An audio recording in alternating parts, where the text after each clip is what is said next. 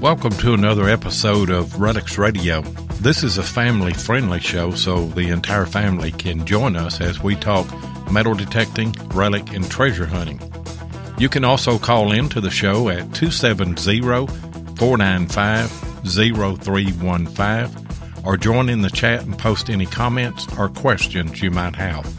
Relics Radio is also now syndicated on goodtalkradio.com and has a show each Sunday afternoon at 2 p.m. Arizona time. You're listening to Relics Radio of Southern Kentucky and Middle Tennessee.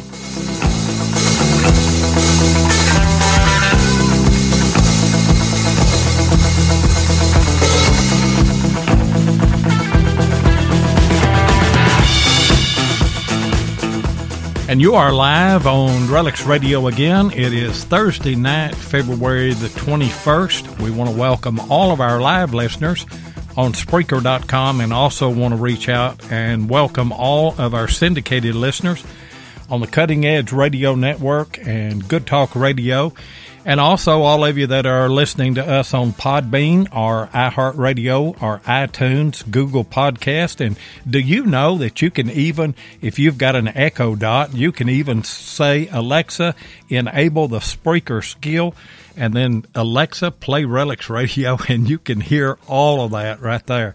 It's amazing now, the technology and everything that we have. And we are continuing our series that we're going to have all of the month of February, Women of Metal Detecting. And if you've been watching any of social media, I have put all of those promos out for tonight's show. And hopefully, well, if you're here, you either knew it or you got it. And we're just humbled that we have the kind of guests that we do. And we're going to have another one here in a little bit. A little bit of a disclaimer, Tennessee Jeff will not be with us tonight. Good friends of ours down in the Gallatin area there, his wife had a stroke 2 or 3 days ago, and it looked like everything was going good. But she had another stroke today, and they called the family in, and this it's not any kin to Jeff, but he considers them his grandparents, and so he is with them. And so our thoughts and our prayers go out to Jeff and the Stone family down there in Castilian Springs, Tennessee tonight. So as a co-host, I've got the hardest working man in podcast radio, Magnetic Marv, one half redneck. You know him as the infamous Mark Hoover. What's going on tonight, Mark? Hey, Seven. Hey, it's hard for me to stop laughing when you do that kind of an introduction. Oh, well, that's just the way I am, you know. And, on a lighter side, though, our thoughts and prayers are with Jeff and with that family. Very much so, you know. And I just want to say a shout out to Jeff tonight. I know it's a very hard time for them, and I'm humbled to even be here tonight to step in for him, and I'm happy to do that tonight. But, Jeff, our thoughts and prayers are with you and with that family, and just want you to know we're with you tonight. Yeah, we are, and he got a hold of me somewhere around noon, and he was very emotional. You could tell that he was really tore up about the whole situation, as he was the other day whenever he contacted me and told me that this lady, a fine man, couldn't ask for any better. We hunt his land down there. He is the guy that we talk about every now and then when we did research and found a colonial site and was hunting part of it. He went to the barn, got a tractor and bush hog, and actually bush hogged spots for us and mowed spots for us, and then he'd grab a detector and help us. And, they are just quality folks. You couldn't meet any nicer people. So I know that the whole family is devastated over that. But we look forward to having Jeff back on this next week. I miss him, but, you're part of the team here too. And so got somebody that we can reach out to. And our guest probably more than anybody. And I'm going to let you bring her on here in just a minute. But there's a couple of things that I want to talk about to start with. We've got a big Equinox giveaway that's coming up this quarter, don't we, Mark? We sure do, and that's exciting, So Tim Henderson, one of our sponsors, has put that up to give away this quarter, and that's going to be coming up here in a few weeks. So hopefully everybody keeps listening and looking for that, because we're going to be giving that away. And you're going to have to be on the show, and we're not going to tell you which show. And you need to be a follower of this show. I looked there a while ago. I don't know. We need more followers than what we have. We have more people that listen to the show than we do followers. So if you haven't done that, go to the Spreaker app there on your computer. Don't know that you can do it on your phone. I think you can. But make sure that you follow Relics Radio, because we're gonna pick a winner one night on the show. Not exactly sure. We're not going to put in a random number draw. We've done that before. I don't like it, because a lot of times it rewards people that have just listened once or twice.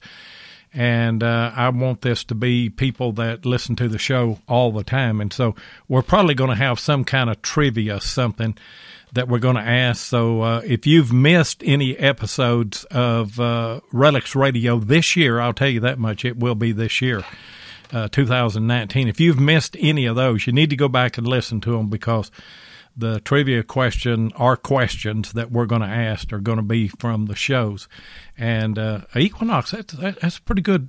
That's a pretty good prize right there. I mean, it's worth just a little bit of listening and thinking about it, isn't it, Mark? Wait, no, it's not just a little bit of a good prize. That's a great prize to be given away. So, I know a lot of people that are listening to the show that would love to win that Equinox. So we're delighted that Murray Branch Outdoors is willing to give that away this quarter. So, somebody's going to win that, and it's a great machine. I used it all this week over on the beach. I got a new 15-inch coil on there, and it's a great machine. They're already answering questions in the chat. BR549, Bill Hayes said, somebody, Ohio Relic Hunter said it's going to be Lloyd's birthday. And Ken Guthrie said, 1897. Are you saying that's my birthday? They do me that way. But without further ado, we are back into our series, Women of Metal Detecting, and we've got a great guest tonight, and I'm just going to let you introduce her, Mark. We sure do, Seven. I am absolutely delighted to introduce our guest. She's a fellow digger with me. She's a colleague. She's a fellow officer of the Central Florida Metal Detecting Club.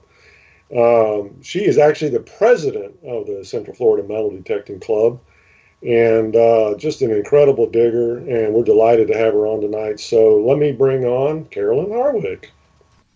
Carolyn, are you there? Hi, guys. How you doing? Hey, I'm Carolyn. here. Delighted to have you tonight.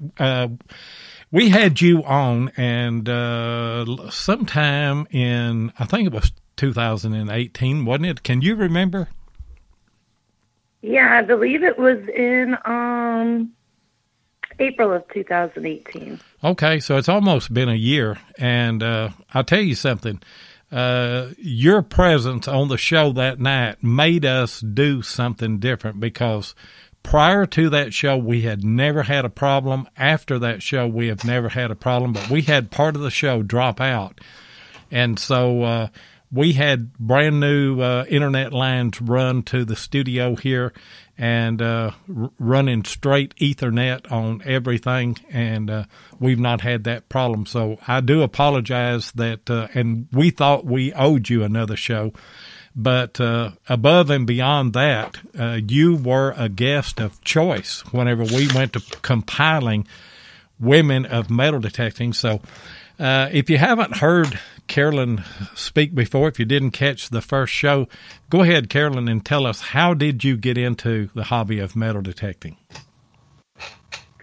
Well, it started, I believe it was December of 2013. I was at my apartment, and I read this article about this guy who had found this big cache of coins with a metal detector. And I started thinking, I'm like, wow, I've always been into, like, sort of treasure hunting, going to yard sales, auctions, thrift stores. I'm like, why haven't I ever gotten a metal detector? So that year for Christmas, I asked everybody, I said, I want a metal detector. I want a metal detector. Well, I didn't get one for Christmas, but about a week later, my brother found this little Radio Shack at a flea market. And I'm like, okay, let me go find something. So I was hunting in my parents' backyard, had no idea what I was doing. And I dug up this big rusted piece of iron. I had no idea what it was. And just thinking about how did this get here? What was this? After that, I was hooked. A week later, I went to Kellyco and I bought my first detector, which was a White's Coinmaster GT. And since then, I haven't been able to stop metal detecting. And, I think that's the way it's kind of built into us. Just the idea of getting a signal, hearing that signal, and you process that in your mind, especially the more that you metal detect. What do I think this is? Is it iron? Is it a good target, a non-ferrous target? And then you dig it, and the thrill to this hobby is you have no idea what's about to come out. It can be an old rusty horseshoe, or it can be the greatest thing that you have ever found. And I tell people whenever we're out filming an episode of Digging with Seven, we're not having a good day, and you can tell that I'm getting frustrated. Whoever I'm hunting with is getting frustrated, and I will remind us. I say, it only takes one signal to change a so-so hunt into a great hunt. Yeah, that's absolutely true. That I can't say how many times that's happened. I'll be out there, nothing all day, walking back to the car. I hear something. I'm like, oh my gosh. I remember one time I was down at the beach I was actually with Mark, and we were hunting, and I was getting ready to dig. I was using my AT Max, and I heard a 46. I'm like, another beaver tail. And we started talking for a few minutes, and I said, well, let me dig up this beaver tail. I swiped my pinpointer, and I saw gold, and I was like, oh. How many gold rings have you found? And I take that you were hunting the beach, right?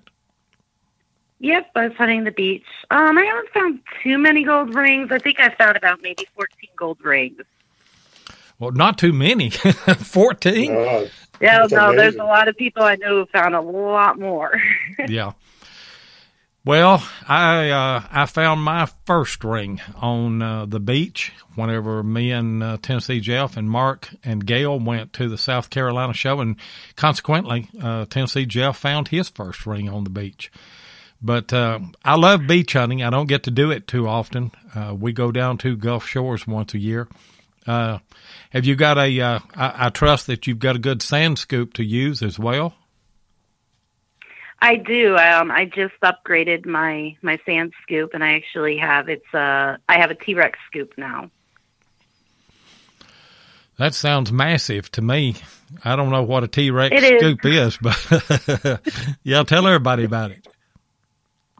It's a pretty big. It's made by I believe it's Gold Innovations, I think, makes it.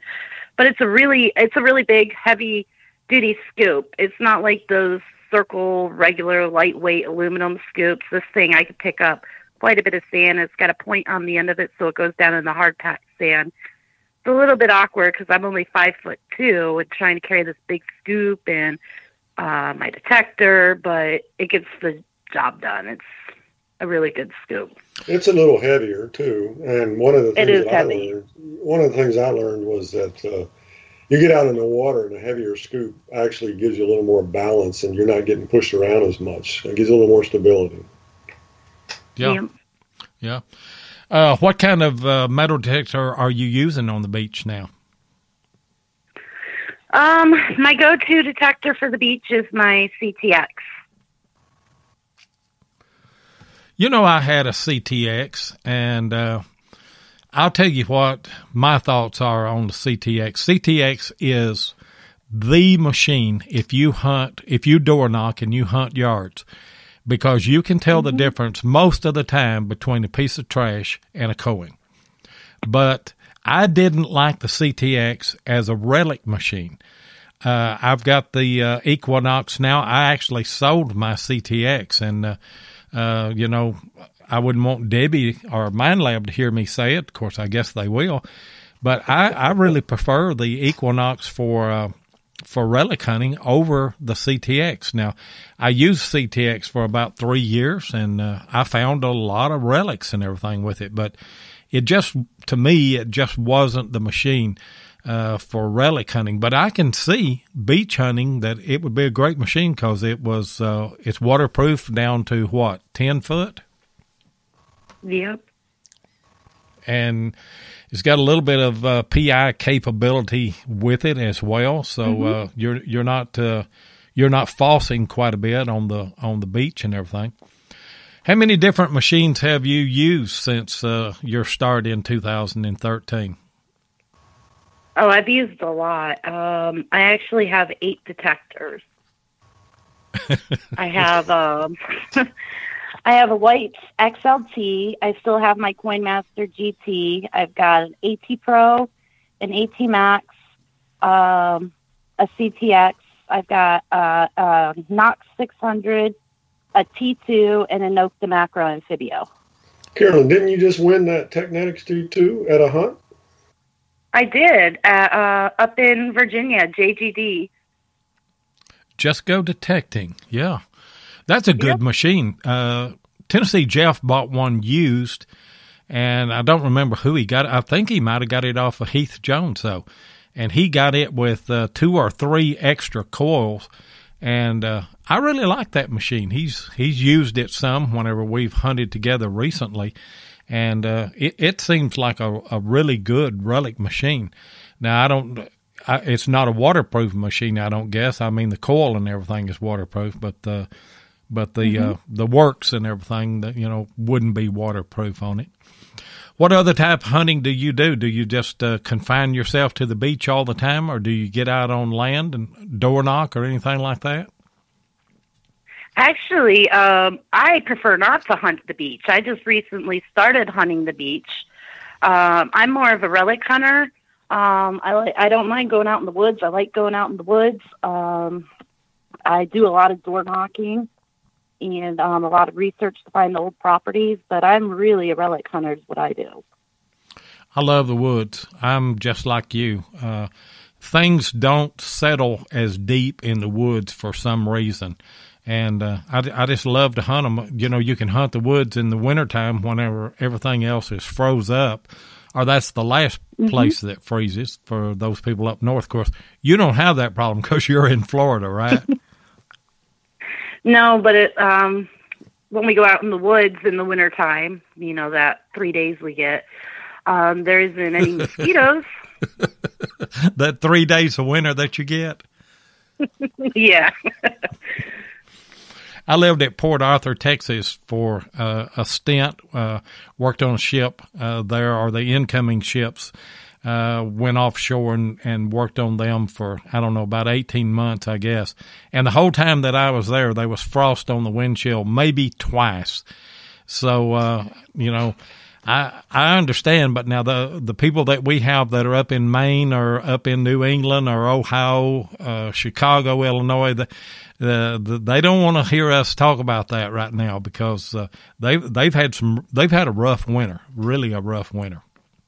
Yeah, we had a whiteout here in Florida the last couple of days. I mean, when I was over on the beach, I saw white everywhere, white sand.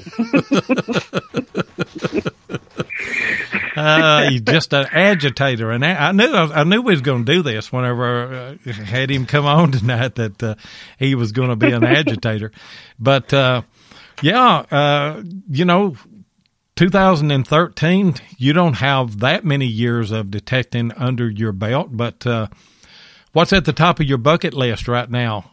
You know, you can name some good things that you found, but there's always that one thing that you think you should have found that you haven't found. What would that be? I got 2 things that I really want to find. Actually, 3 things on the top of my list. One, I want to find a flying eagle scent. That's just my favorite coin. Second, of course, I want to find a U.S. Plate or buckle. That would be great. And then third, I actually want to find somebody's time capsule that they buried.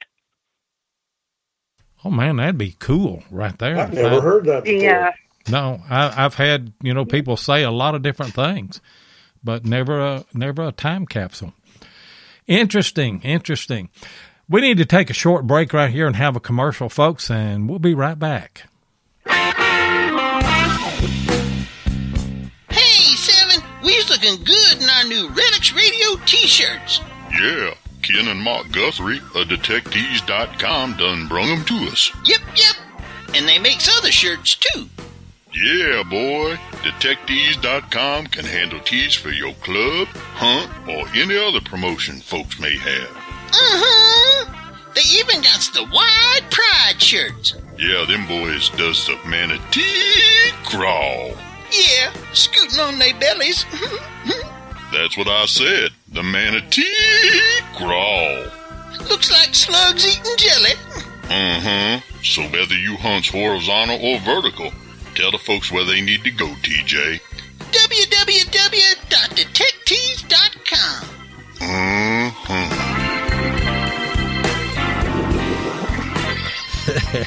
I'm like Josh Massey. That commercial just never gets old. Detectors.com. It doesn't have to be a detecting shirt. If your children or grandchildren are into sports, you know that Mama and Daddy and Grandma and Grandpa got to have a shirt to support the team. Reach out to Ken and Mark Guthrie, and they will supply your needs. And by the way, we're going to give a shirt away tonight. If we have a first-time caller, when we open up the phone lines a little later, it will probably be after the 55-minute hour, our time period, because we want to get through all of our syndicated part of the show before we do that. Carolyn, you are president of the Central Florida Metal Detecting Club. Talk about that. Well, the Central Florida Metal Detecting Club is the biggest club in the nation. We have 250 members. Actually, I know we're over that because I know a few more members who signed up. We're over 250 members. When you come to a meeting, it's a little bit chaotic because there's always about 120 people there. So many new faces. And it's just a lot of fun because going to the meetings, you get to meet so many people. We get to reward our members that are actively helping in the community find lost items. We get to see all the finds everybody found. And one of my favorite parts is putting on the club hunts. We have a club hunt every month, and I try to get pretty creative when we do the club hunts. That's my favorite thing. And I try to make the hunts fun and try to do different things so nobody ever knows what I'm gonna do. And it just keeps everything going really good. I see Ohio Relic hunter mentioned a dead chicken. We had a hunt, and like I said, everybody never knows what I'm going to do or what I'm going to use for tokens. We were on the beach one day, and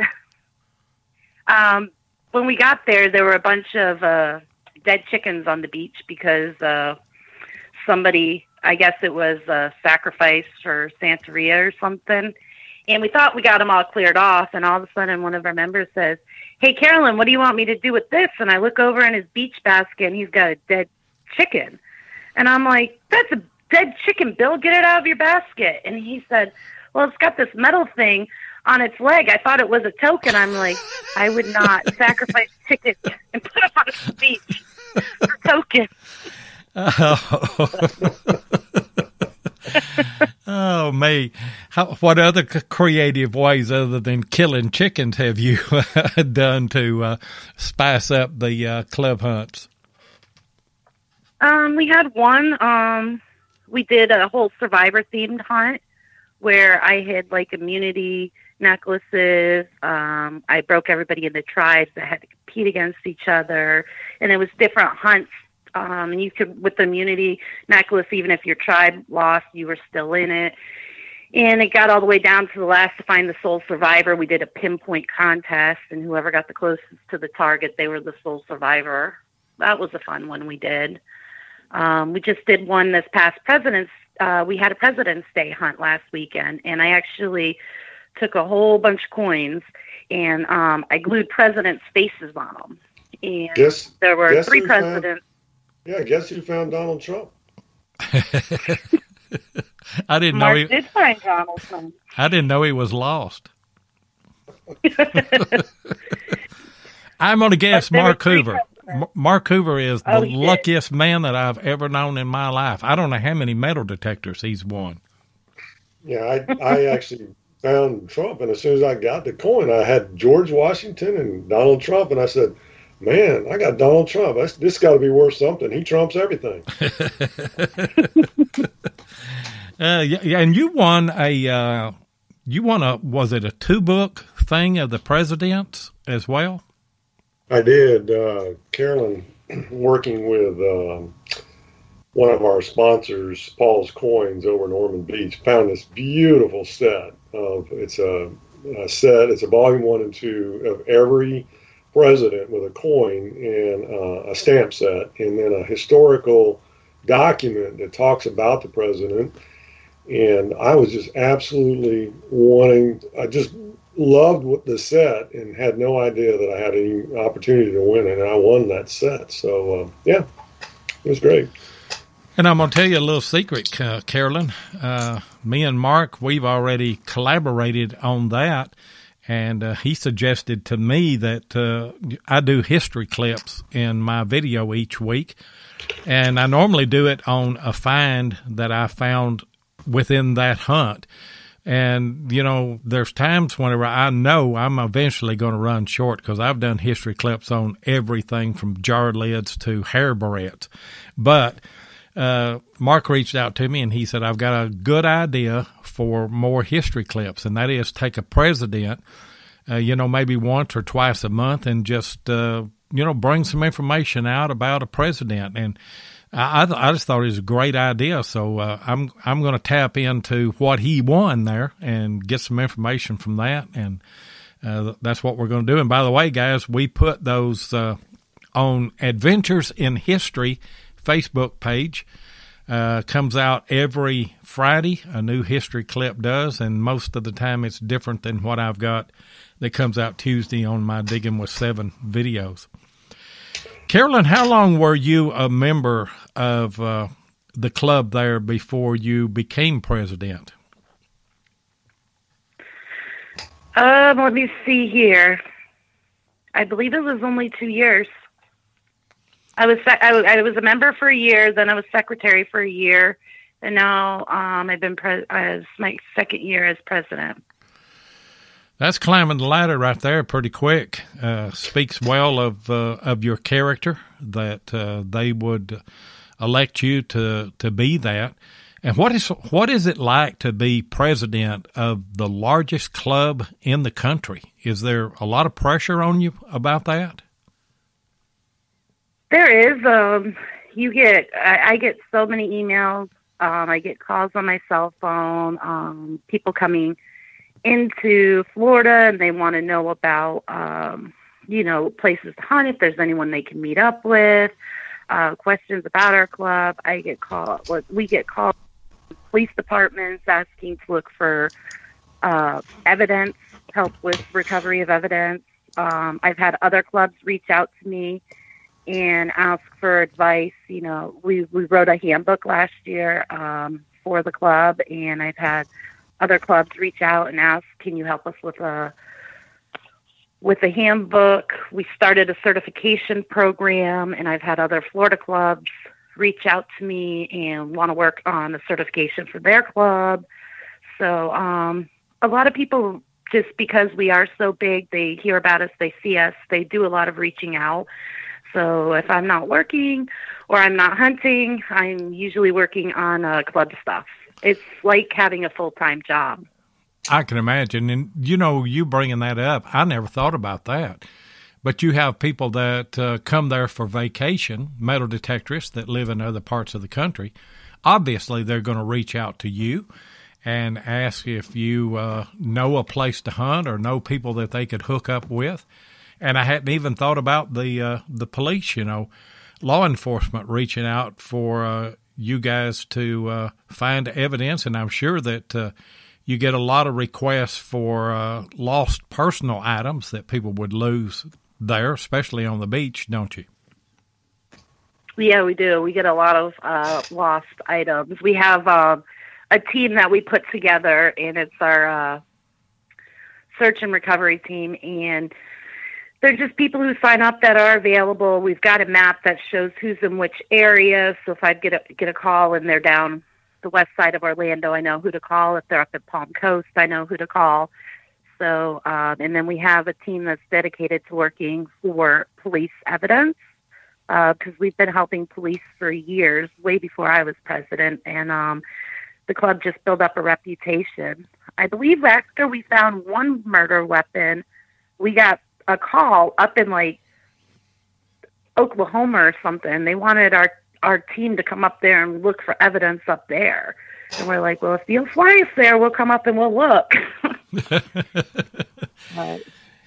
You know, there's a lot of people that detect that may wonder, you know, is it worth my time to be a member of a local metal detecting club? How would you answer a person like that? I'm going to say joining the Central Florida Metal Detecting Club is the best thing I ever did. And whenever I'm talking to somebody, whether they're in Florida, they're in Alaska, wherever they're at, I tell them to reach out and look for a club. You're going to walk into the club and not know what you're expecting. But joining the club, I've met some really good friends. They helped me learn so much about metal detecting. When there's just so many people who are knowledgeable about so many different things, and they want to help out. They want to tell you about it, and they want you to learn. So joining a club, you're going to learn, you're going to make friends, you're going to learn stuff you never would have thought of. When I got in the hobby, I was detecting parts, looking for coins, and I thought that was exciting. And then I had some friends invite me to go do some relic hunting, and I'm like, oh my gosh, this is fun. And then they helped me learn how to, they taught me how to knock on doors, what to say. So really joining a club is the best thing, I think, that you could do. Yeah, you just Kevin, go ahead, let me Mark. mention something here. Yeah, I just wanted to mention something here. You know, it's not by accident that Carolyn's the president of the club. I know we have a lot of people listening. Carolyn's extremely hardworking, and you can probably tell that by all the things she's involved in. But she also won the Detectorist of the Year at our club a couple of years ago before she became president. And I know she spends a lot of time out detecting, and she is very good at the hobby, and it's no fluke. And she actually went to the CWPPO up in Ohio and found the find of the hunt that week as well. So she knows what she's doing. She works extremely hard. And Carolyn, I have a question for you, talking about the club and joining the club. Did you ever feel intimidated? I know people probably want to ask this question who may not have ever joined the club. Did you feel intimidated when you joined the club? And if so, do you have any tips or any suggestions for anybody about joining the club the first time and how not to feel intimidated? Well, actually, when I joined the club, I was going through like some personal stuff that I was going through on my own, so I was very shy. I know you probably never thought I was shy, Mark, but I was very shy, and I was like, I didn't really go out and do a lot of stuff. And when I went to the club, I remember Alan reached out to me that night, put me at ease. I went up. One of the things they do is they introduce all of the new guests. And when I went up to the front of the room, we had these Mind Lab bags for new members, and one of the handles was sticking out, and my foot got caught in the bag, and I tripped, and I almost fell on Alana, and I was so embarrassed. I was like thinking, I'm never going to come back here. I can't believe this just happened. But then they mentioned the club hunt the following week, and I'm like, let me give this one more shot. And when I went there, when I went to the club hunt up in Sanford, everybody was just like, hey, you've never been here before? Let me show you this. You know, if you do this with your detector. So I was never intimidated, except when I almost fell in the crowd. But everybody just made me feel welcome. Very good. Yeah. What, of course, you've seen a lot of newcomers to metal detecting, obviously being associated with the club and being the president of the club. What are some of the more common mistakes that you see newcomers making in the hobby? Oh, boy. First of all, they go out and they get the best of the best detector, which they can't figure out how to use because they don't take the time, instead of starting out with something more basic. That's one of the biggest mistakes. The second is they don't take the time to learn their machine. I hear a lot of people saying, all I'm finding is garbage. All I'm finding is garbage. And I want a machine that doesn't find garbage. I'm like, well, there's no machine out there that's not going to find garbage. If you want to find gold, you're going to dig garbage. And that's one of the number one things. I want to find gold rings. How do I find gold rings? Well, you got to dig the garbage. Another thing is they get the detector and they have no idea what to do. So they don't follow up where they can dig and just go to a park. They bring a big old shovel. They don't know how to do a plug. So, I mean, one of the biggest things I tell newcomers, get that machine and practice in your yard. Before you go out into the real world and start detecting, learn how to properly dig a plug. Learn what your machine's telling you. Bury coins so you know what they sound like. So I think it's just people get in. A lot of new people get into the hobby thinking, I'm just going to go out there, I'm going to get rich, and they don't understand how the hobby works or the ethics or anything like that. So that's one of the biggest things we talk to newcomers about. Those are all great points. And, you know, even seasoned detectorists, machines are coming out every day. It seems like the technology is just going gangbusters right now. And I can see, you know, upgrading from a machine that's 10 or 15 years old. But there's a lot of people, like you say, they've got a modern machine. They've got a machine that will work if they just learn how to use that machine. But rather than spend the time and learn what that machine is telling them, they want to go out and buy the newest release, you know, and they're going from one machine to another machine and another machine, and they never truly learn the machine that they've got. I bought an AT Pro whenever it first came out, and then I went through a kind of a transition, got an E-Track. I've still got the E-Track. I bought a CTX. I've got an Equinox, but I know my AT Pro better than anything. And I was hunting on a site the other day, and I wasn't satisfied with what I was finding. The guy that was hunting with me was finding some stuff, and I just wasn't satisfied with what I was finding. I went back to the truck and got my AT Pro out because I know it so well. I immediately started digging some good, some good colonial relics because I knew what that machine was supposed to sound like, and you know, another thing that I think a lot of newcomers, a mistake that they make, they want to see a perfect number, and very seldom are you going to get that perfect number. I started out with an old Whites back in 1975, 76. Didn't have a meter on it. Didn't have any numbers. You had to listen to the sound. And if I could give any newcomers a tip, it is learn to hunt by sound and dig anything that repeats. Now, eventually, you're going to learn those tones, and you're going to have a better idea of what it is. But then you've got the element of masking a good target, you know, a lot of times. And so the more you dig, the more you're going to find. Yep, that's true. For a long time, I have a hard time when I'm digging. I'm like, oh, man, I know what that is, but it might not be that. And I just have to dig it. I dig way too much. I do too, but here's my policy, and I think it's a good tip for everybody that is a newcomer. When you first go out on the hunt, you're fresh. You've got all kind of energy and everything. Dig more iffy signals to start with. And you're going to be surprised that some of those iffy signals are going to turn out to be something really great.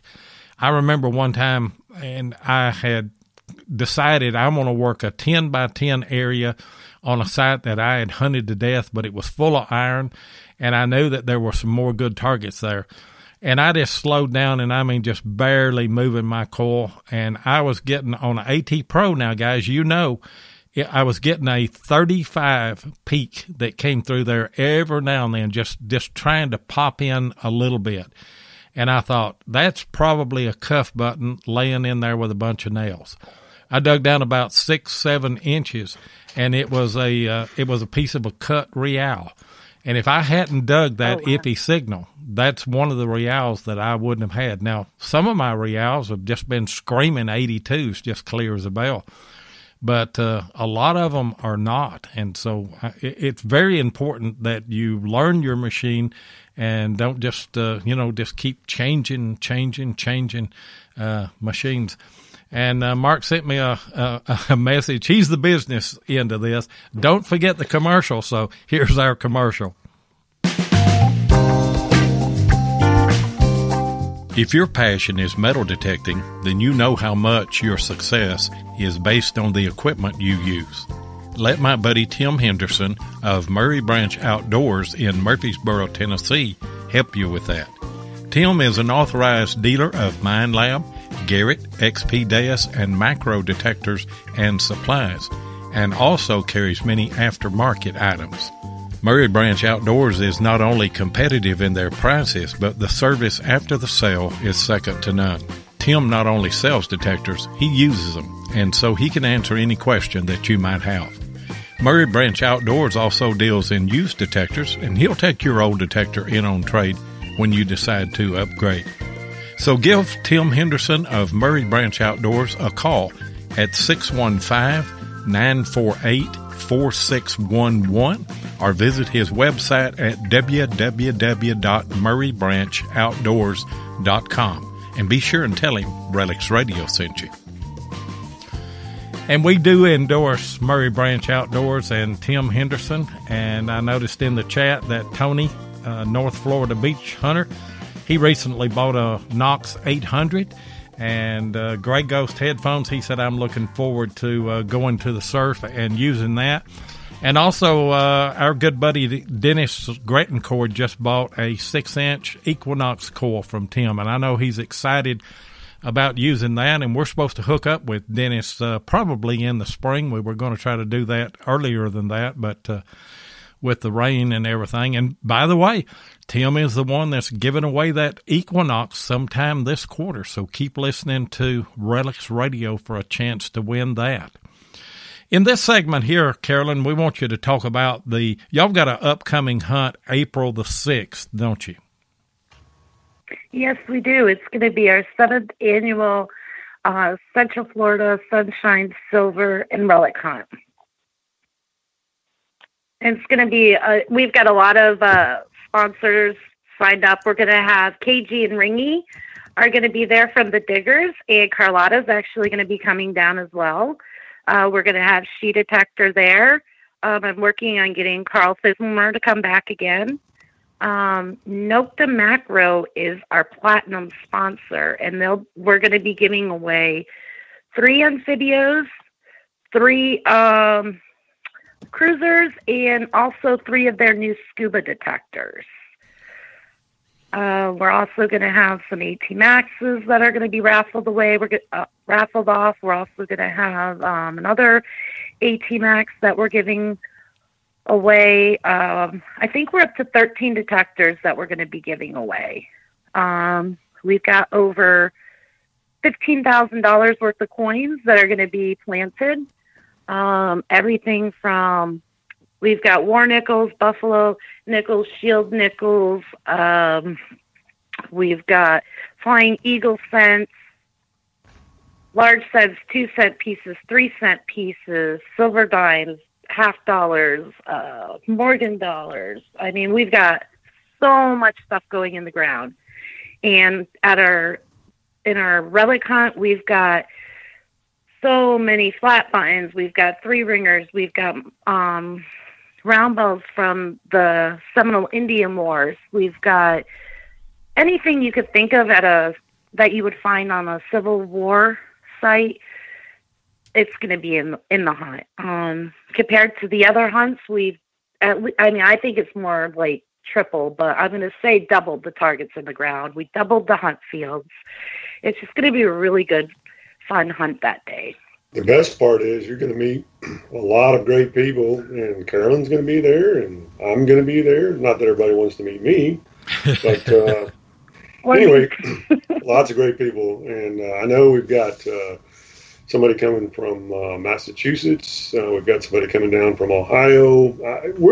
Last year we had somebody from Oklahoma. So with KG and Ringy being there and some of the personalities we're going to have there, I know we're going to have just a wonderful group of people there, and it's going to be just a ton of fun. And you can win something. Obviously, you can win something. And I've never heard so many detectors being named off there. Is anybody going to leave there without a prize?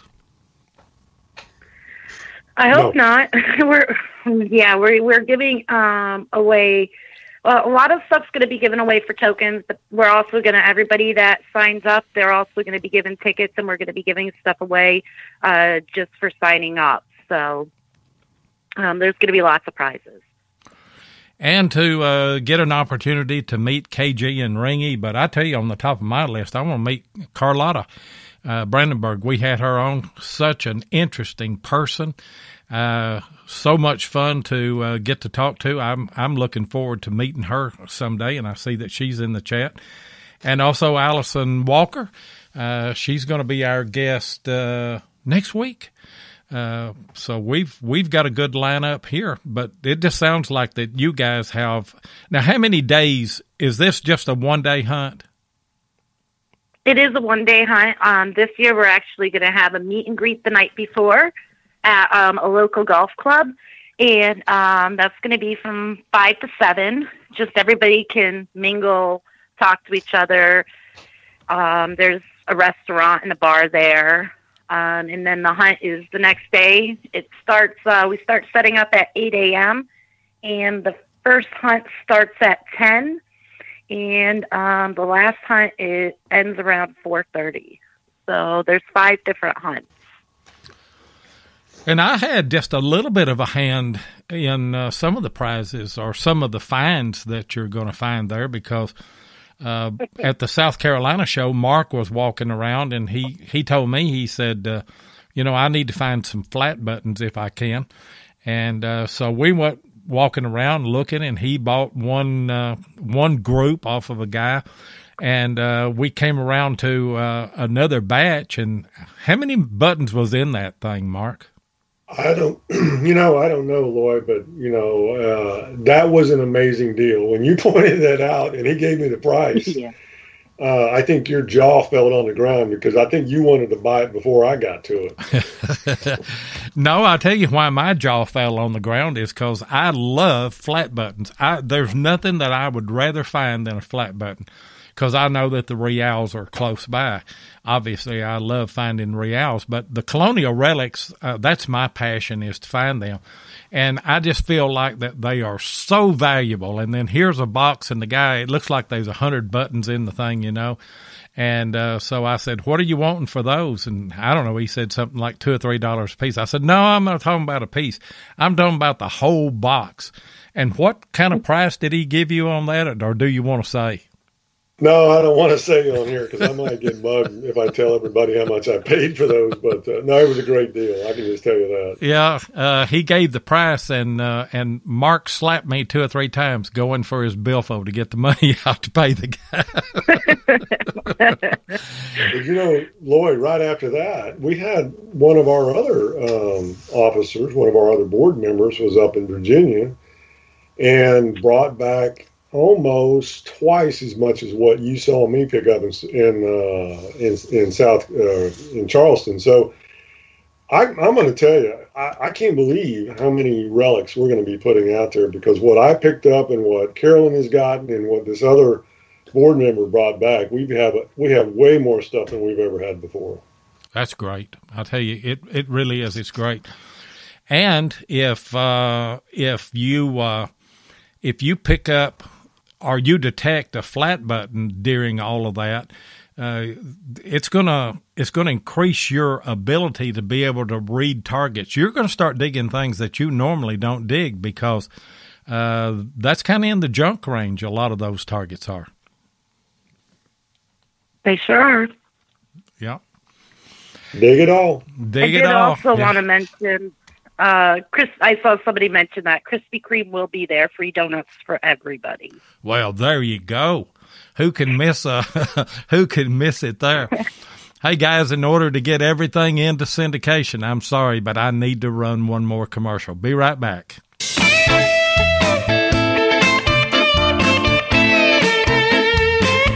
If you want to keep up with what's going on in the metal detecting world, then you need to be a subscriber to American Digger magazine. Butch and Anita Holcomb are the publishers of the magazine and have won awards for 3 straight years for being the best digger magazine on the market. American Digger magazine is available in both print and digital formats, so no matter where you live in the world, you can enjoy the latest happenings in the hobby. You can get in touch with American Digger magazine by going to americandigger.com or give them a call at 770-362-8671. And be sure and tell them that you heard it on Relic's Radio.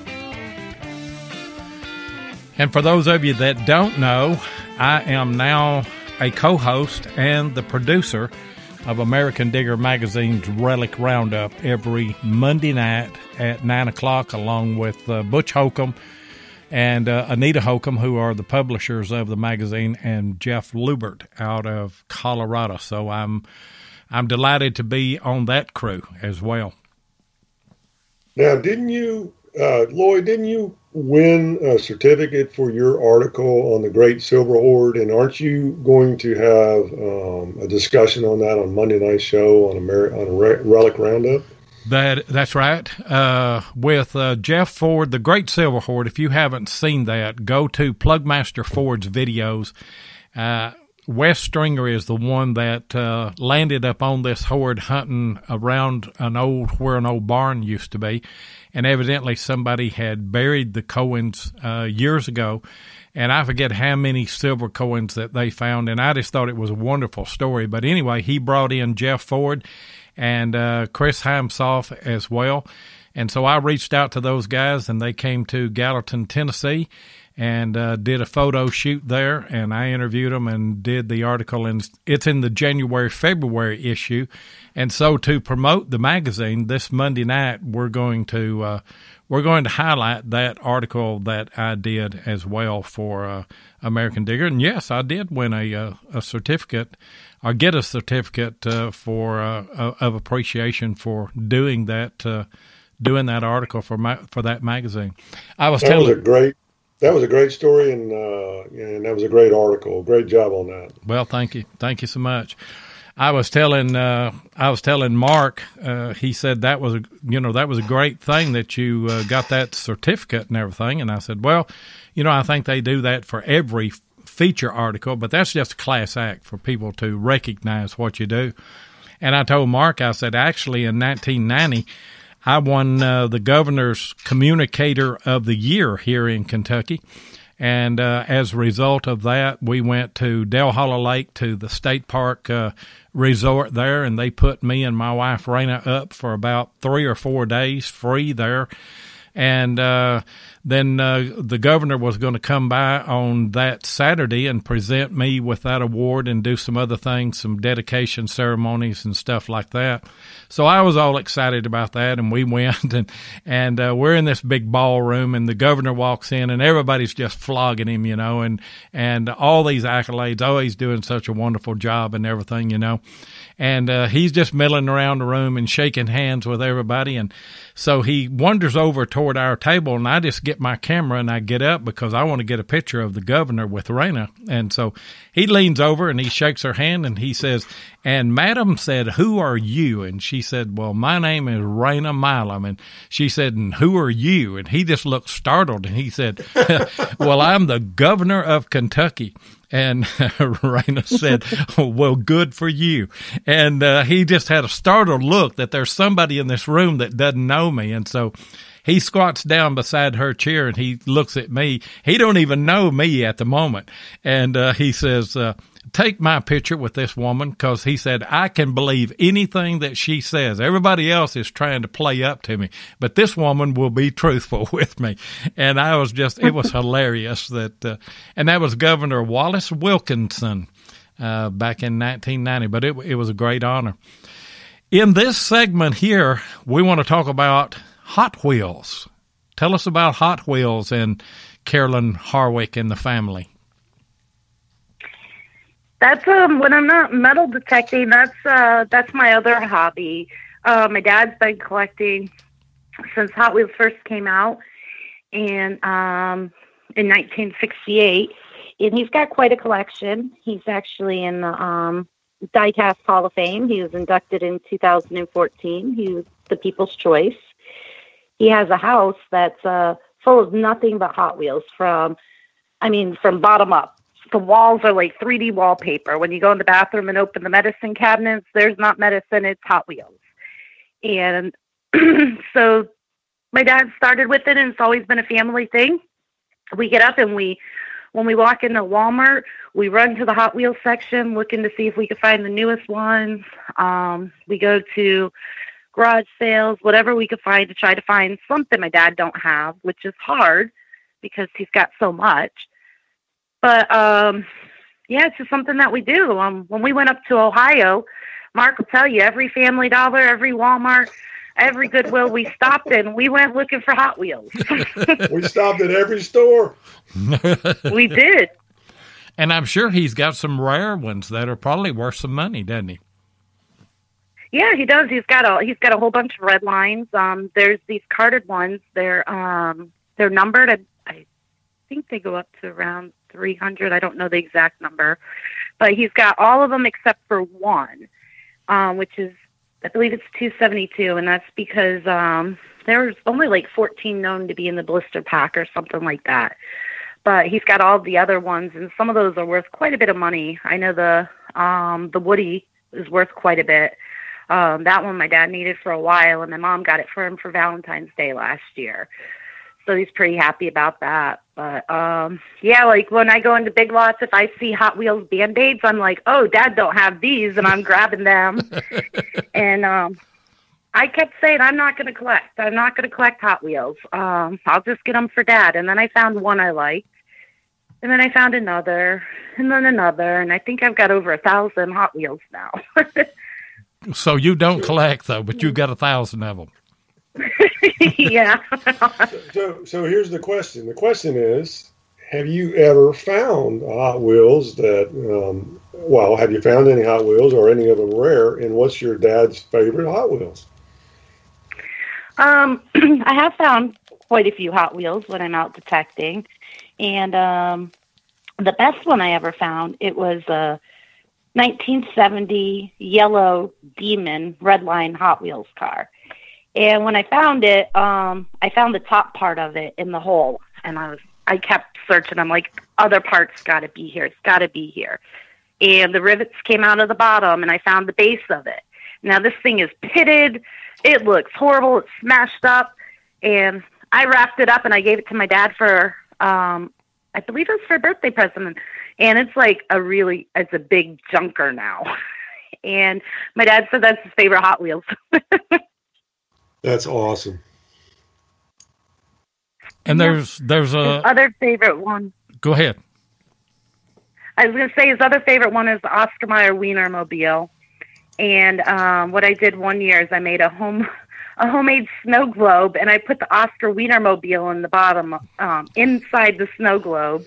And I said, here, Dad, nobody else has an Oscar Mayer snow globe.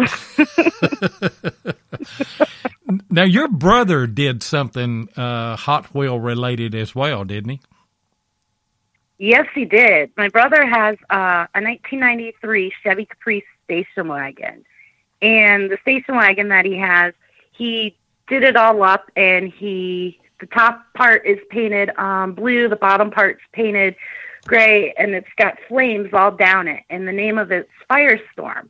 Well, he entered it in to see if he could get into this contest they were doing for the 50th anniversary for Hot Wheels. And what it was, they picked 16 different locations around the United States, because when Hot Wheels first came out, the first 16 cars were the Sweet 16.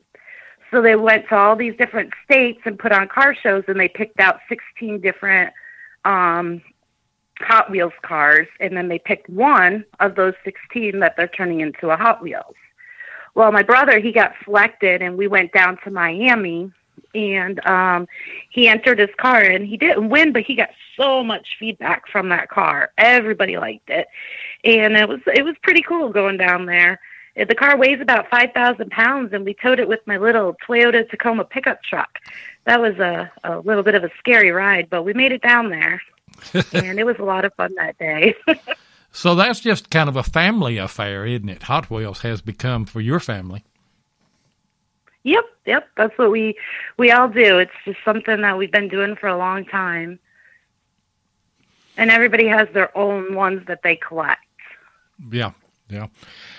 I know whenever our oldest grandson, Austin, he's always lived with us, and more our boy than anything. He's 20 years old now, but every time we'd go to Walmart, I'd buy him one, and I'd buy a few extras, and keep them in the package and put them up on the dresser. And if he brought home a good grade from school, or if he'd done something that was commendable, didn't matter, almost anything that he would do, I'd tell him, I'd say, now you can go in there and pick out whichever one that you want, and open it up. And got him a little carrying case and everything, and he put all those in there. And now all the grandchildren play with those, the younger ones. Of course, he's 20 now, so he doesn't play with them anymore. But, it's something that seems like it has an appeal for just about every age. There's no doubt. One of the cool things that we do every year is I go with my parents. There's this big car show in Daytona Beach, and it's called the Turkey Rod Run. They do it during Thanksgiving weekend, and they have one in March as well. But Turkey Rod Run, I go out there with my parents. They've been doing this for over 20 years, going to that show. They bring Hot Wheels out, and because they buy collections, and my dad looks through the collections, and he finds out which ones that he needs, because there's all different types of variations. And then the extra ones, they either trade them, or they sell them, or they give them away to kids. So out at the Turkey Rod Run, they have so many customers, and I go out there every year, and it's so crazy seeing these people, like kids that were buying from my mom 20 years ago, and now they're coming back with their kids, and their kids are buying Hot Wheels, and it's just, you meet so many people out there. They've got people that come from England, and I love going out there and just seeing these people once a year. And it's all of us, we just love Hot Wheels. So it's really fun. It is. Hey, guys, we're going to open up the phone lines now. We're past our syndication part of the show. The phone number is 270-495-0315, and I see that Mark has put that in there. And so give us a call if you've got a question for Carolyn. 270-495-0315. We are one of the only podcasts that can still add to group on calls, and so want you to do that. Carolyn, why don't you talk about, I know that you are with Kellyco now. How did that come about? And tell us a little bit about Kellyco. Well, it's really funny because I was getting ready to go on a short detecting trip up to Georgia and North Carolina, and I was in between jobs, and I get a phone call from Mark telling me, hey, I got an idea. So he put me in contact with Mark Kaminsky at Kellyco, and they said, the new president of the company is coming down. He wants to meet you. Can you come the next morning before I left for my trip? So I went and I met with Jeremy, and we talked, and he told me about the new Kellyco and what they were going to be doing, and I was really excited. So I decided when I came back on that Tuesday that I was going to go and start working for Kellyco. And I got to tell you guys, it's a dream job, doing anything where you could talk about metal detecting all day. I mean, it's just awesome. But with the new owners, the new transition, I'm just so excited because they really want to continue on with Stu's vision. They really want to work with the community of detectorists. They understand, that the community, the detectorists, that's what it's all about. And so we're reaching out. We just helped Doug out at the Penguin Dig. We sent him some stuff for his dig that's coming up, and I'm going down to TCAS in a couple weeks. I'm going to be representing Kellyco there, talking to people about Kellyco, that we're still here. We don't have the showroom anymore, but we do have our website still up and running, and the phones are up and running, and we're there for continued support. You know, if you get your detector, you don't know what's going on, we're there to help you. It doesn't stop when you buy the detector. We're there to help you out. Yeah. So I just really, really like working for the company. We've got a couple of callers on. Greg is on the line. What's going on tonight, Greg? Hey, Lloyd, how you doing? I'm doing great. You got a question for Carolyn? Yeah, I do. Hey, Carolyn, how are you? I'm doing good. How are you doing, Greg? I'm doing good. Something I always wonder when I hear people talking about metal detecting, what kind of things do you really enjoy finding that maybe other people don't think are that special? My favorite thing to find is lipstick tubes. That's my number one favorite find. I just think that back in the day, they were made so personal. When I find one, I just imagine the woman holding the lipstick tube, what she was thinking, how it got dropped, and they're just, the way that they were made before, they were just so beautiful. I have one that I found, and it says nightclub on it, and it's got violins, it's got dancers on it. It's just so beautiful. So that's my favorite find. That's a great question, too. Yeah. Hey, Lloyd. Yeah. Lloyd, I just want to mention, I believe that's Greg, Finding America, who's also going to be one of our guests in about a month from now. We're just really looking forward to having him as well. So, Greg, thanks for calling in with a question tonight, but we look forward to having you as a guest as well. Oh, I'm definitely looking forward to that. I haven't done anything like that before, so it's going to be new for me. That's Yeah, great. we're going to have Greg on April the 4th. Looked at my calendar here and found Finding America. I didn't even know America was lost. And for those of you that don't know, Greg just found a fabulous find, and we're gonna kind of hold that and highlight that and talk about that on April the 4th. But we do appreciate you calling in tonight, Greg. And you got another question that you wanted to ask, or did she answer everything that you had? No, I liked her answer. I wasn't expecting that. I think that's pretty cool. And but no, I enjoyed when she was on the show back in April, and I'm enjoying it tonight too. So I just wanted to tell her thanks for coming on, and I wish I could drive down to Orlando to get some of those Krispy Kreme donuts. Yeah, and have a chance to win one of those detectors as well. But anyway, yeah, but the donuts were better. Yeah, looking forward to having you on the show, and we appreciate the call. We've got another call. Last four numbers are 4715. Who have we got? You got Rick Ward over here in Albany, Georgia. How's everybody doing? Hey, Rick. We're doing great. Good.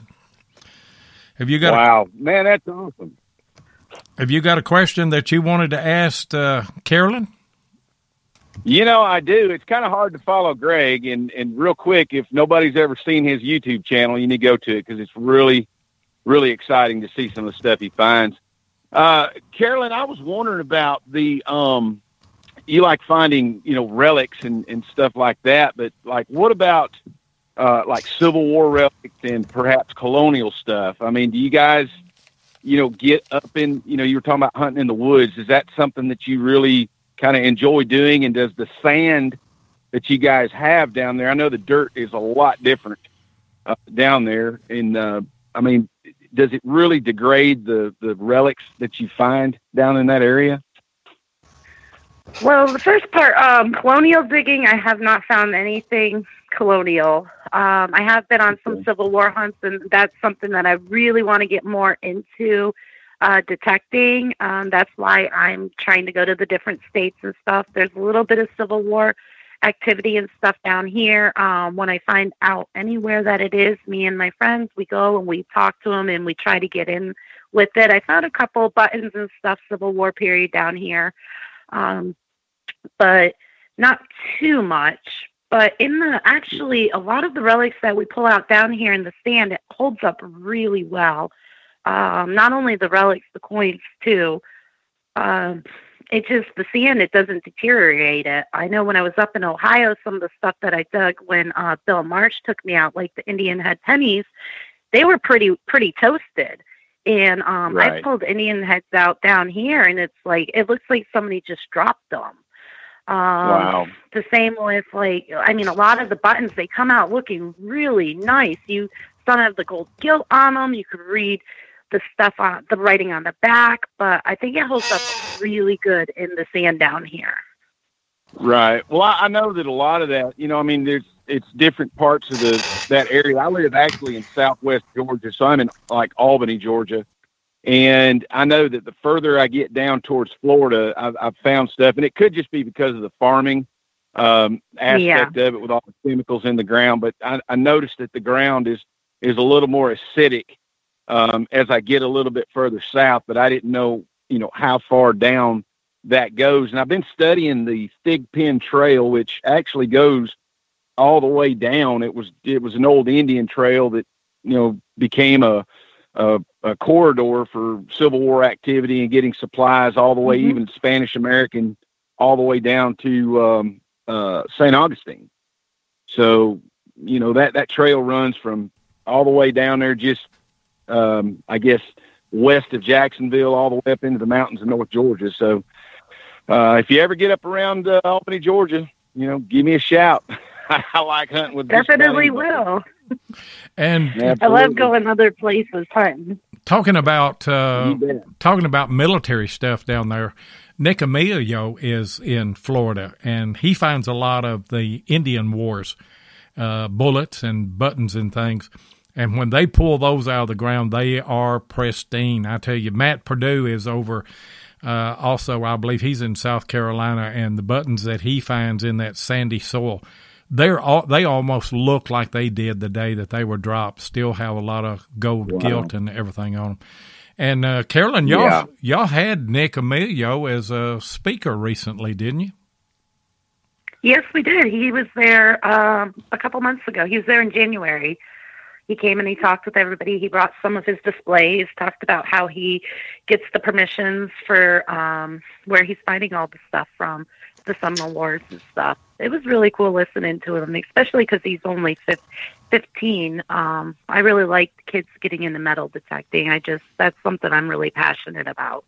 That's the next generation for sure. Well, Lloyd, thank y'all so much for taking my call. And Carolyn, thank you so much for all you do for metal detecting. And maybe I can get down there and visit you guys during your hunt.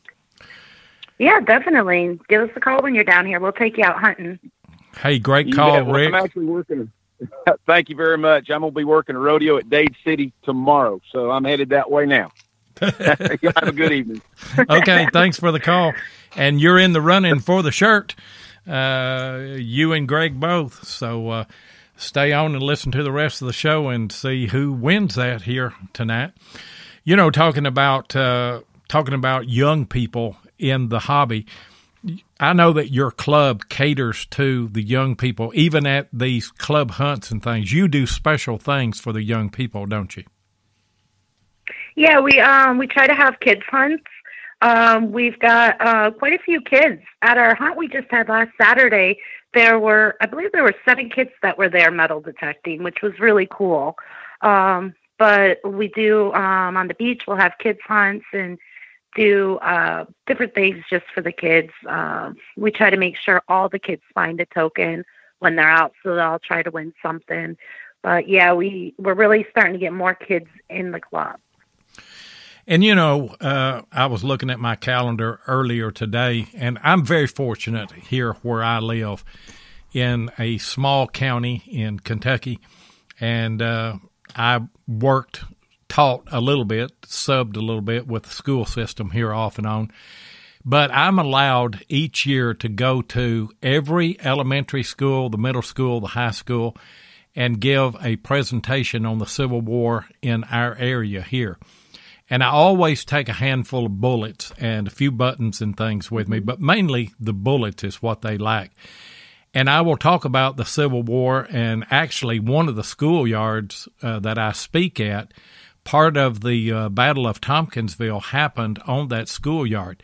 And those children, if they've never heard my presentation, they don't know that. And, you know, you kind of see them. It's kind of like the Daisy as they're listening to the speech and everything about the Civil War, but then you're pointing out parts. I do a slide presentation, a PowerPoint with that, and I'm able to show them where the troop movement and everything was. And then I begin to pass out those bullets and let those kids hold them in their hand. And history just comes alive for those young people, doesn't it? Yep, it does. It really does. We did something similar down.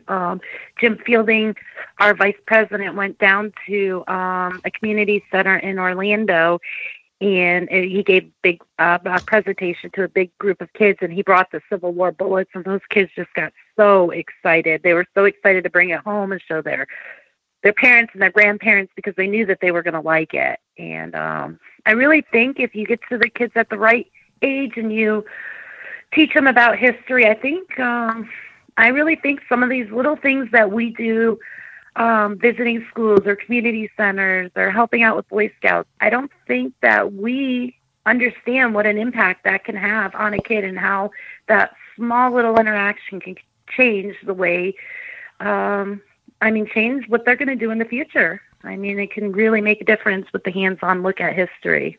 I think so too, and that's true. And and I want to give a shout out here. I see that Shannon Copeland is in the chat as well, and little Miss Emily Copeland is an amazing digger in the stuff that she finds, and she's a great representative for our hobby. But what I think happens is, and because my granddaughter Solo also is a detectorist, and she likes to go out with us, but when she goes back to school, she shares the stories of the things that she finds. And she's even had situations where other kids will say, well, girls don't metal detect. And she says, oh, yes, they do. And she'll pull out a buffalo nickel and their eyes just light up, So, these kids, when they see the history and they see other kids like Emily and Solo and some of the others, finding things, and all of a sudden it really kind of permeates and begins to get these other kids interested in history as well.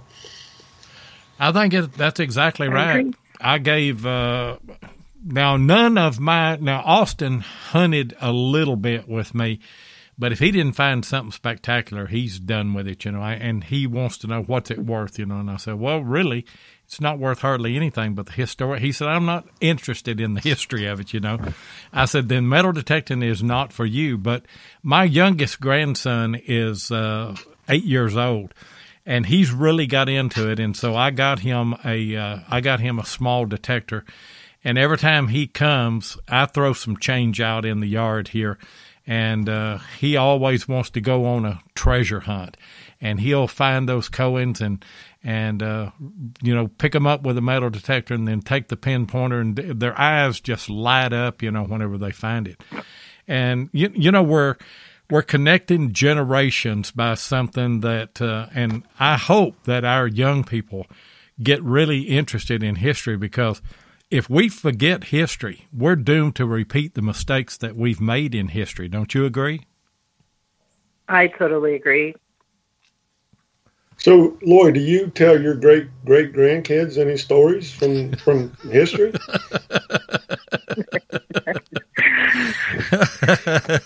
I'll kill you after the show's over. That's what I had to put up with, Carolyn. They, all of them in the chat and everything, they claim that I went to school with Abraham Lincoln and everything, Now, Abraham Lincoln was he was in high school whenever I was still in elementary school, but, we're close on that. But I tell you what, I love children. I love being around them and sharing things with them. And, there is so much, it seems like now more than ever, there is so much a gap between the generations. Anything that we can find that will connect those generations back together, I think is a plus. I agree. I really do. And you were talking about Miss Emily there a while ago, Miss Emily Copeland. We got an opportunity to meet her at the Chattanooga show back in, I think that was back in July. And we got pictures with her. She's got one of our shirts and got us to autograph that. I don't know why I didn't get her autograph while I was there, because she's more of a celebrity than I am. And she is a great detectorist. I know that Butch Holcomb has gone out and hunted with her. And Butch, he told me, he said, you know, there's a lot of people that question whether she really finds. He said she finds her own finds. And recently found a U.S. box plate. And if you haven't seen that video of hers, you need to go and see it. It's Little Dirt Diggers. But love kids and love the things that are being brought up. And don't you think, Carolyn, that some of the metal detecting companies, don't you think that they've kind of caught up with that? They're making the machines lighter now for older people and younger people to use? Yep, I agree. One of our members, I think she's about I think Tatiana's like around 10 or 11, and she's got the Equinox. She just upgraded. So I was like, it's a lightweight detector, and it's easy to use, so it makes it better than a lot of times before, kids were just using bounty hunters, but now there's so many more out there. They are catching up. But I did want to say, I know there's a lot of people in the chat, and I see tons of people. There's a lot of people I really like, but I have a confession. My favorite person to follow on Facebook that I get the most excited about is Emily. She's my Little Dirt Diggers is my favorite page. Because she just gets so excited about everything she finds. She does, and she's a joy just to be around and just to talk to. And we had her on, when we do these live shows at the Relic shows that we go in and visit, we just pull people in out of the crowd or from their table. She actually had a table set up. And we pulled her over and had her on as a guest on one of the shows. I don't know. I engineered and produced all 3 of the shows there that day. And I don't remember which show she was on. But anyway, then when she finished up, well, the next guest that we had lined up that we'd pulled out of the crowd was Patrick Stewart, a great hunter, a great guy. And Patrick said, man, he said, y'all put me in a bad position because it's hard to follow Miss Emily. And I said, I know it. Yep. I was so excited in that video when she found her U.S. plate. I was so excited for her. I was too. And if anybody has watched that video, I don't know that she knew exactly what she had at the time that she found it, because I'm sure she's found all kind of relics and not know what they are until she pulls them out of the ground and everything. And she's waiting for them to get the video and everything. And I think her mom and dad were pretty sure that it was a box plate. But anyway, Miss Emily gets that box plate out, and she does a countdown. She's saying, let's go. And they said, no, we want to go live on Facebook and wait until we get some people on here. And she's all ready to get in the hole, get the relic out and look at it and everything. And she starts counting down 10, 9, 8, and they're slowing her down. And finally she gets to 3, 2, and they're saying, wait, 2. And then she goes to 1. She pulls that out and turns it around, and that U.S. stares back at her. Yep. Did you see the shock on her face? And she got emotional about that, didn't she? Mm-hmm. Yes, she did. She really did. That was just so awesome. It was priceless. I think I watched it a couple times because it was really good. Yeah, that was an epic moment for sure. And I'm not able to watch the chat. Guys, if y'all are saying anything to me in chat tonight, Tennessee Jeff and Mark Hoover generally watch that and pass me questions and things. But I do see that Ohio Relic Hunter has put a link in to the YouTube video where she found that. So thank you, Bill, for doing that. Anything else about Kellyco that you want to talk about? What kind of plans have you got with them upcoming?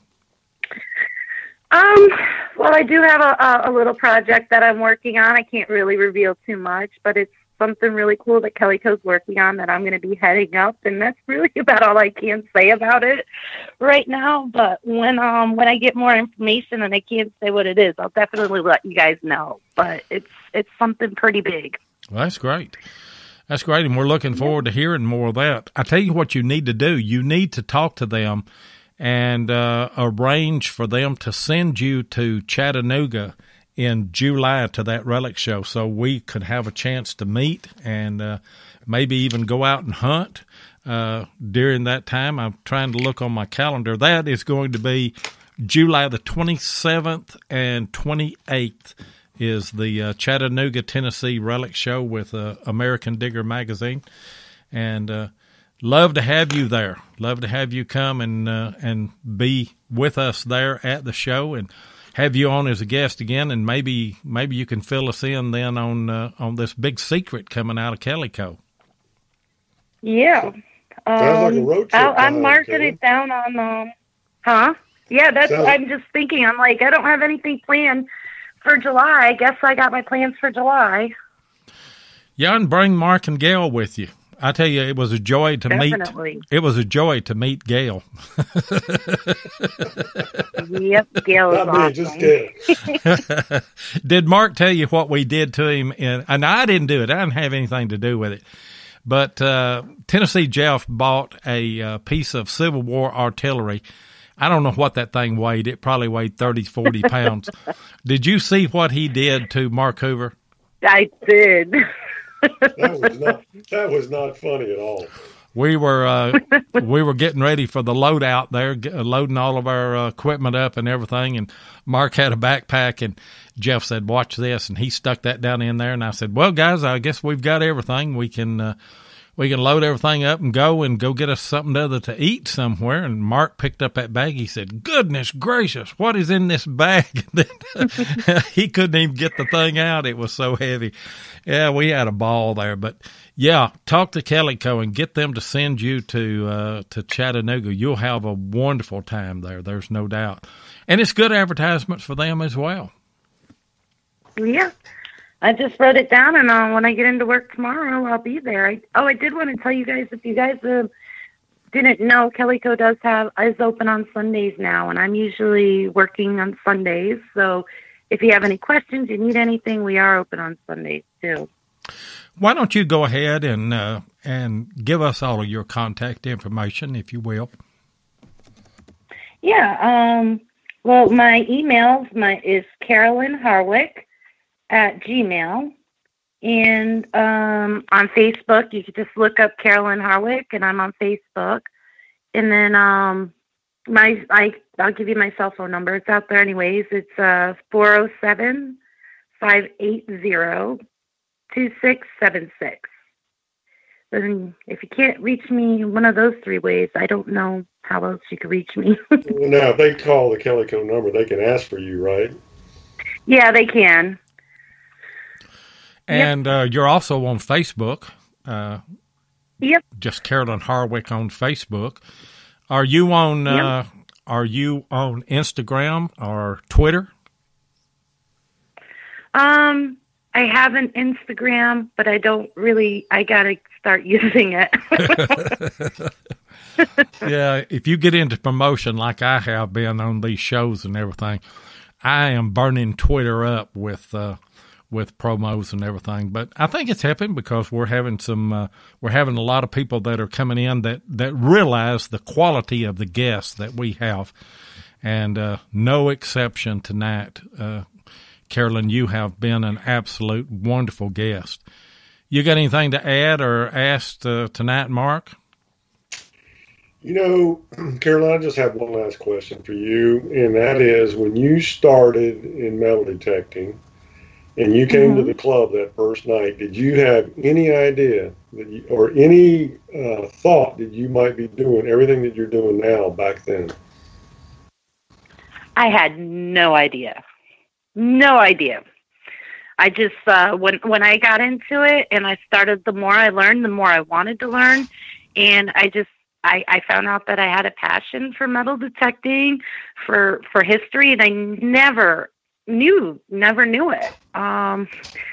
And so, yeah, that meeting, making that choice to go to that meeting, I'm just so happy that I did that, because I'm happy with the way everything turned out.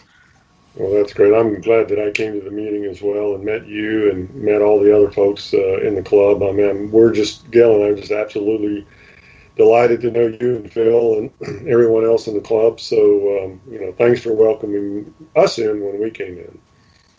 Yep. And thank you for coming on here tonight. It's been a great show. All this month we are featuring women of metal detecting. And let me go ahead and say this. This is not all of the women that we have had. We've had women on prior to this series that we're doing, and we're going to continue to have women on in the future. We've got Allison Walker next week, and that will pretty well finish out our special February series of women in metal detecting. And I tell you what, guys, don't miss this show. It's going to be another great show. But we just want to reach out to you, Carolyn, and best of luck with the Central Florida Metal Detecting Club. Best of luck with Kellyco, and hope you find some Hot Wheels. Me too. And if you guys will hang on the line, I'll close the show out, and I'll speak with y'all before you hang up tonight. Hey guys, if you enjoy metal detecting podcasts like this, we want to remind you to check out Beyond Sight and Sound with Josh Kimmel. He's on Sunday night and Wednesday night at 8 o'clock Eastern. And then check out All Metal Mode with Mike Hare and Gypsy Jules on Monday night at 8 o'clock. And then American Digger Magazine's Relic Roundup with Butch Holcomb, Jeff Lupert, and myself. We're on Monday night at 9 o'clock. Hardcore Metal Detecting with Derek Asklar and Craig Talley are on Thursday night and Saturday night at 8 o'clock Eastern. And then XP Team USA with Dave Kimball and Grant Hansen. They are on every other Friday night at 8 o'clock, and they're going to be on tomorrow night, and I believe that their guest is going to be Josh Kimmel, so don't miss that show.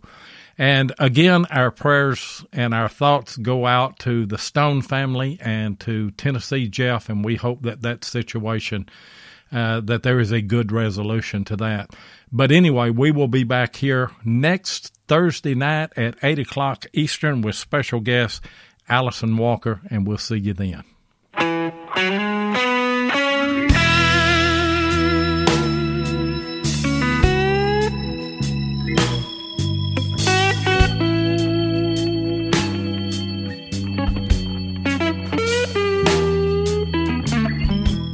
Thank you so much for joining us on Relics Radio. We really do appreciate it. Be sure and join us live each Thursday night at 7 o'clock Central Time, 8 o'clock Eastern here on Spreaker. Or you can catch the archive show at Relics Radio on Spreaker, iHeartRadio, iTunes, and many other podcast outlets. Relics Radio is also syndicated on GoodTalkRadio.com and has a show each Sunday afternoon at 2 p.m. Arizona time.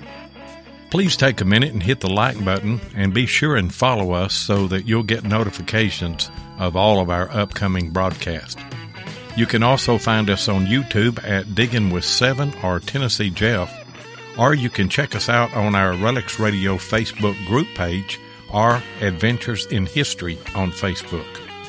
If you'd like to get in touch with us, then send an email to relicsradio@outlook.com. We'd love to hear from you. We hope you'll join us for our next episode, and until then, get out there and dig some history.